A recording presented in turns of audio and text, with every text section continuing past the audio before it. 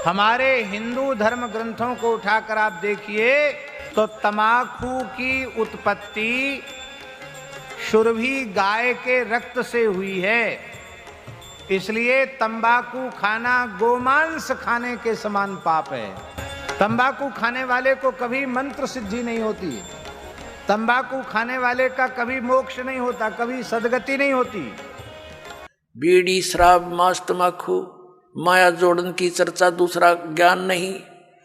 तो पुण्यात्माओं, कुछ दिनों के बाद हमारी संख्या बढ़ती जाएगी। जब हमारी संख्या बढ़ेगी तो बुराई वाले लोग शर्माने लग जाएंगे।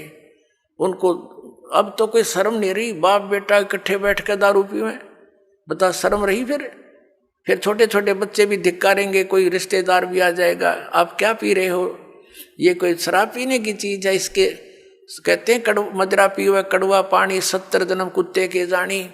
इस तरह के प्रमाण दिया करेंगे हमारे बच्चे। कहते हैं सुरापान मदमासाहारी गमन करे भोग पर नारी, 70 जन्म कटेंगे शीशम, साक्षी साहेब है जगदीशम। और परमात्मा कहते हैं 100 नारी जारी करे सुरापान 100 बार, एक जन्म हुक्का भर दे वो डूबे काली धार। ये तंबाकू के अंदर इतना दोष है कि एक पर स्त्री गमन करने वाले का 70 जन्म तक अंधा हो डोले, पर द्वारा स्त्री का खोला 70 जन्म अंधा हो डोले। सुरापान मदमासाहारी और जो गमन करें भोगे पर नारी, 70 जन्म कटेंगे शीशम, साक्षी साहेब है जगदीशम। जो ऐसे पाप करेंगे उनके 70 जन्म तो लगातार वो बलि के बकरे बनेंगे। परमात्मा ने कहा कि 100 नारी जारी करे, एक पर स्त्री गमन करने का क्या बताया है कि 70 जन्म तक अंधा होकर धक्के खावे और फिर 70 जन्म वो बलि का बकरा बनकर गल कटवावे। कितना घोर पाप है। और फिर कहते हैं ऐसे ऐसे 100 नारी जारी करे, 100 सुरापान 100 बार, एक बार सुरापान करने का कितना पाप है। मदिरा पीवे कड़वा पानी और 70 जन्म कुत्ते के जानी। जो मदिरा एक बार भी पीते हैं 70 जन्म कुत्ते के होंगे। जैसे आप मैं इस मारीची जी के जो महावीर जैन के जीव की कथा सुनते हो, 60 करोड़ बार गधा, 30 करोड़ बार कुत्ता, तो ये इन्हीं दोषों के प्रतिफल में बनते हैं। तो हम गलतियां कर जाते हैं किसी जन्म में, फिर वो लिखे जाते हैं, इकट्ठे होते हैं, फिर वो भोगने पड़ते हैं। तो क्या बताया है, मदिरा पीवे कड़वा पानी, शराब पीता है जो 70 जन्म कुत्ते के जानी। आज तक टिट्टी पाक रहा, घुट्टी ला के होटलों में बैठ के मौज मार रहा, फिर कुत्ता बन के गंदी नाली के जल को पिया करेगा। ले अब तेरी मदिरा ये बन गई, मदिरा पीवे कड़वा पानी, 70 जन्म कुत्ते के जानी। और फिर क्या बताते हैं, पर द्वारा स्त्री का खोले 70 जन्म अंधा हो डोले।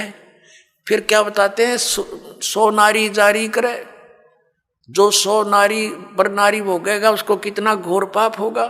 और सुरापान 100 बार, एक बार सुरापान यानी शराब पीने का कितना दोष है, अभी आपको बता दिया। ऐसा 100 बार कर ले और एक जन्म हुक्का भर दे, पीने वाले का तो गर्क बेड़ा है ही, एक हुक्का भर के देने वाले को इतना पाप लगेगा। क्योंकि कोई दोष में सहयोग देता है, कोई हत्या करने जाता है, उसकी मदद कर रहा है, उसको उठा के उसको हथियार दे रहा है कि ले कर ले काम, तो दोनों दोषी हैं वो। तो यहाँ क्या बताया कि 100 नारी जारी करे सुरापान 100 बार, एक चलम हुक्का भर दे और डूबे काली धार। जैसे आपने गीता जी अध्याय नंबर 7 के श्लोक नंबर 29 में सुना है कि जो व्यक्ति सभी कर्मों से परिचित है, पूरे अध्यात्म ज्ञान से परिचित है और तत्परम से परिचित है, तत्परम यानी परम अक्षर ब्रह्म से, तो वह केवल जरा और मरण से छूटने का ही प्रयत्न करते हैं। वो यहाँ की बकवादों में आश्रित नहीं रहते, यहाँ की किसी वस्तु की डिमांड नहीं करते, दोष भक्ति के अनुकूल साधना वही करते हैं, उसमें बाधक वस्तु को ग्रहण नहीं करते।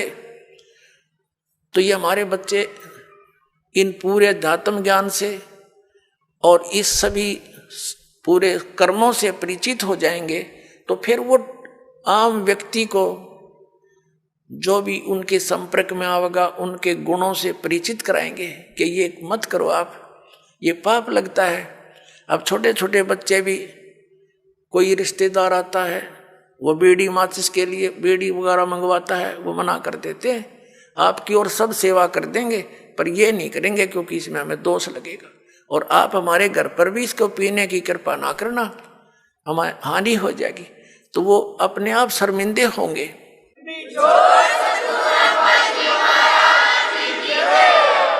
एक भक्त बता रहा था कि ऐसे हमारे घर पर हमारा एक बेनोही आ गया, लड़के थे घर पे, और वो लगा निकाल के बीड़ी पीने। उनसे उन्होंने कहा जी आप फूफा जी बीड़ी ना पियो हमारे घर पे।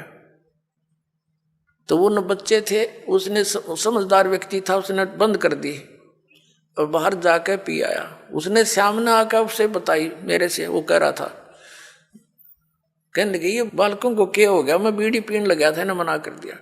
तो उन्होंने कहा ये हमने उपदेश ले रखा है, ऐसे ऐसे हम ना ये पीमर ना पीने दें, ना हम आपकी मदद करेंगे और आपकी सारी सेवा करेंगे हम, लेकिन ये अब हम नहीं आपको सहयोग भी नहीं देंगे। तो रिश्तेदार उसी का नाम होता है जो अनुकूल हो जाए, ना तो दुश्मन है वो आपका। तो उन्होंने बोला जी कोई बात ना, अगर आपकी ये बात है तो मैं आप आज के बाद आपके घर में बीड़ी ना लाऊं और ना पीऊं।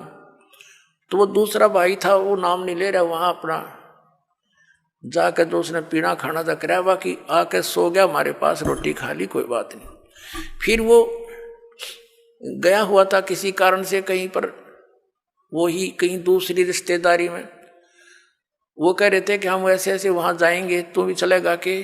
तो वो खुद कह रहा था हमारा बेनोई कि वहां जाओ तो भाई अपना बीड़ी माचिस बाहर धर दियो, यानी खुशी के उसने कोई उल्हाना नहीं दिया, बल्कि उनको आगाह किया कि वहां लेके मत जाना, उड़ा नहीं बढ़न देंगे तुमने बीड़ी माचिस समेत। तो वो रिश्तेदार भी अच्छे थे, बोला बहुत अच्छी बात है, हम ठीक है, उनके नियम को क्यों भंग करेंगे। तो धीरे धीरे उस रिश्तेदार ने भी उपदेश ले लिया, जब देखा कि बालक भी इतना ज्ञान रखते हैं, बुराई से दूर रहना चाहते हैं, और हम बुराई कर रहे हैं तो हमारे बालक भी ग्रहण करेंगे। तो उस बुद्धिमान व्यक्ति ने भी उपदेश ले लिया, अपने बच्चों को इस मार्ग पर लगा दिया। तो ऐसे ये बुराई अब कम होगी। और पहले हम क्या करते थे, जब हम छोटे छोटे थे, हमारी बहनों के बटेऊ आते थे बेनोई, तो हमारी स्पेशल सेवा लगाई जाती थी कि इनकी चलम ठंडी नहीं होनी चाहिए, ना तो बेइज्जती हो जाएगी, यानी इनका हुक्का इतना प्यारा है, ये कंध्याड़ बैठे रहियो स्पेशल। बताओ, एक तो उनको दूना नरक में ठोक्या करते, अरे हम उनने कहेंगे हाथ जोड़ के ना जी ना पीवा ना पीने दें, तो उनको भी विवश होना पड़ेगा सोचने इस बुराई को छोड़ने के लिए। तम्बाकू शराब ये कोई खाने पीने की वस्तु है, बकवास लपेट ली चौगर देकर।